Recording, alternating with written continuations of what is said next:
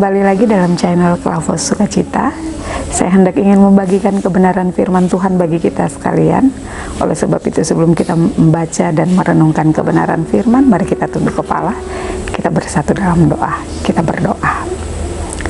Kepada Allah yang hidup, Allah yang mempunyai firman itu, kami datang dan tersungkur di bawah kaki salib-Mu. Kami memohon hikmat daripada Tuhan, agar sekiranya dalam membaca dan merenungkan kebenaran firman, biarlah otoritas Tuhan Allah yang mau terjadi dalam hidup kami, memberikan suatu pengertian, pemahaman kepada kami tentang apa arti firman bagi hidup kami di sepanjang perjalanan hidup di dunia ini. Terima kasih Tuhan Yesus, bersabdalah bagi kami, karena kami telah siap sedia mendengarkan kebenaran firman-Mu. Amin. Pembacaan firman Tuhan dari Ayub pasal 42 ayat 8 hingga ayat yang ke-10 dengan perikop keadaan Ayub dipulihkan. Ayat 8 hingga ayat yang ke-10 berbunyi demikian. Oleh sebab itu, ambillah 7 ekor lembu jantan dan 7 ekor domba jantan, dan pergilah kepada hambaku Ayub, lalu persembahkanlah semuanya itu, sebab korban bakaran untuk dirimu, dan baiklah hambaku Ayub meminta doa untuk kamu, karena hanya permintaannya lah yang akan kuterima, supaya aku tidak melakukan aniaya terhadap kamu, sebab kamu tidak berkata benar tentang aku seperti hambaku Ayub. Maka pergilah Elifas orang Teman, Bildad orang Suah, dan Sofar orang Naamah. Lalu mereka melakukan seperti apa yang difirmankan Tuhan kepada mereka, dan Tuhan menerima permintaan Ayub. Lalu Tuhan memulihkan keadaan Ayub setelah ia meminta doa untuk sahabat-sahabatnya, dan Tuhan memberikan kepada Ayub 2 kali lipat dari segala kepunyaannya dahulu.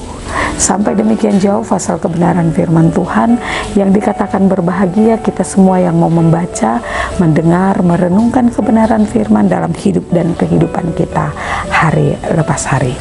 Bapak, Ibu, saudara-saudari pendengar Klavos yang diberkati Tuhan, saudara-saudari yang Tuhan Yesus kasihi, kalau berbicara tentang pemulihan, siapakah di antara kita yang tidak ingin dipulihkan? Otomatis Bapak, Ibu, dan saya, kita merindukan suatu pemulihan dalam hidup dan kehidupan kita selaku anak-anak Tuhan. Maka oleh sebab itu kita mau belajar dari bagaimana ketaatan Ayub untuk Tuhan yang ia sembah dan ia muliakan. Nah, Bapak, Ibu, saudara-saudari yang Tuhan Yesus kasihi, jika berbicara tentang Ayub, itu tentunya kita berbicara tentang tokoh yang tidak asing lagi bagi kita, sebab figur seorang Ayub ini kerap sekali dijadikan sebagai sebuah teladan, dijadikan sebagai contoh dalam hidup dan kehidupan Bapak, Ibu, dan saya hari lepas hari.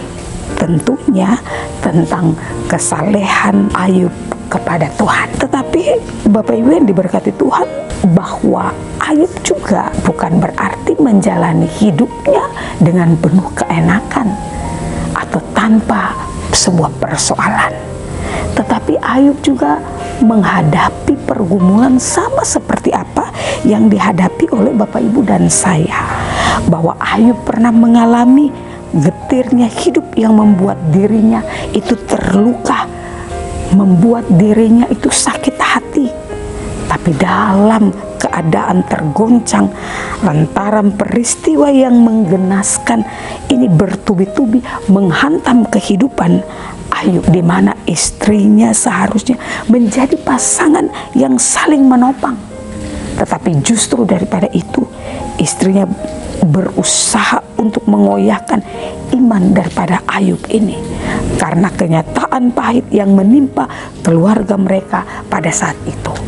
Nah, Bapak, Ibu, saudara-saudari yang diberkati Tuhan, dalam keadaan berduka, masalah penyakit pun menyerang tubuh daripada Ayub. Maka otomatis yang menjadi sebuah pertanyaan, siapakah di antara Bapak, Ibu, dan saya, kita akan sanggup menghadapi itu sama seperti Ayub? Tetapi di balik apa yang diderita oleh Ayub, Malahan kita melihat dari pembacaan ini bahwa teman-teman mendatanginya dengan berbagai argumen yang memojokkan dan menghakiminya. Bahkan bukan hanya teman-teman daripada Ayub, tetapi istrinya pun pergi untuk meninggalkan. Dan yang kembali menjadi sebuah pertanyaan, apakah mungkin Ayub tidak terluka dan sakit hati? Nah, oleh sebab itu, dalam segala keberadaan hidup Ayub, dalam setiap kondisi yang Ayub hadapi, Ayub harus menghadapi kenyataan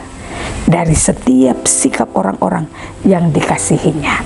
Tentu realita tersebut membuat hati Ayub begitu sakit. Namun yang menjadi sebuah tanda tanya, apakah Ayub berpaling daripada Allah?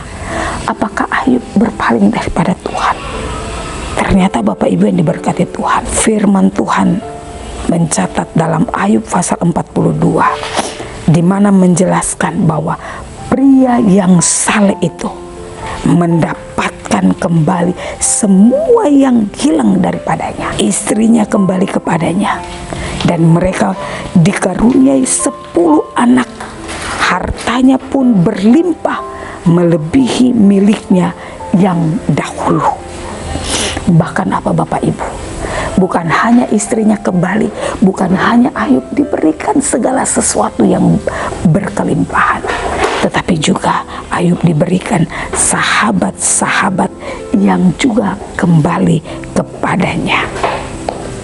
Nah Bapak Ibu, saudara-saudari yang diberkati Tuhan, mengapa hal itu bisa terjadi? Karena Ayub mengampuni orang-orang yang telah melukainya. Dan kapan itu terjadi?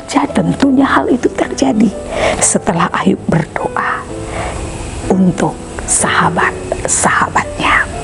Nah Bapak Ibu, saudara-saudari yang diberkati Tuhan, mungkin keadaan Bapak Ibu dan saya saat ini mungkin kurang menguntungkan. Mungkin kita tidak sama seperti Ayub, tetapi mari kita mau belajar, kita mau mengintrospeksi hidup kita, kita mau kembali berbalik, melihat bagaimana karya Tuhan dalam hidup dan kehidupan kita. Saya percaya Bapak Ibu, bahwa janji Tuhan sungguh amin dalam hidup dan kehidupan kita.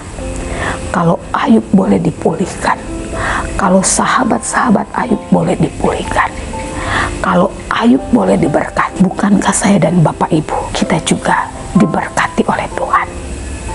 Maka marilah kita mau membawa hidup kita kepada Tuhan, agar kita juga mau mendapatkan sebuah pemulihan, baik itu pemulihan dalam kehidupan keluarga kita, dalam dunia pekerjaan kita, dalam dunia pelayanan kita.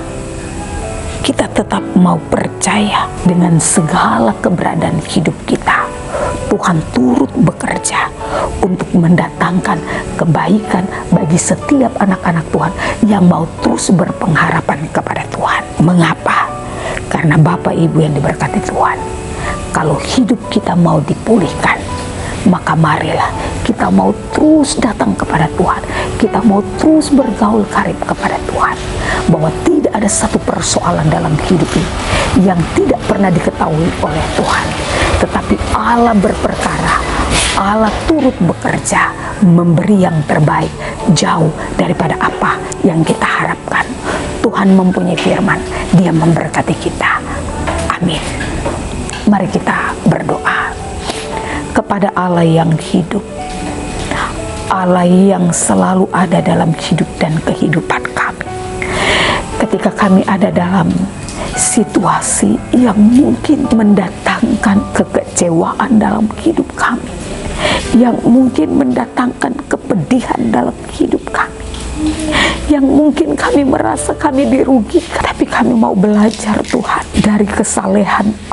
Kami mau belajar untuk mau tetap memandang Yesus yang sebagai Tuhan dan Juru Selamat dalam hidup kami, Tuhan yang tidak pernah meninggalkan kami. Oleh sebab itu Tuhan, kami membawa segala pergumulan hidup kami kepada Tuhan. kami percaya Tuhan turut bekerja mendatangkan segala kebaikan dalam hidup dan kehidupan kami manusia. Oleh sebab itu Tuhan, jauh daripada kesempurnaan kami, jangan kehendak kami yang terjadi ya Bapa, tetapi biarlah kehendak Tuhan Allah yang terjadi dalam segala proses hidup kami di dalam dunia ini. Terima kasih Tuhan Yesus.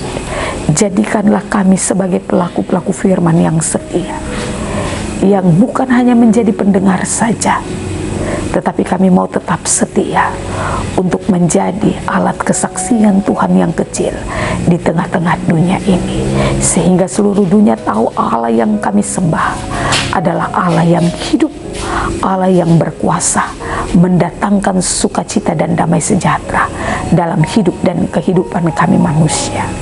Hamba juga berdoa bagi channel Klavo Sukacita.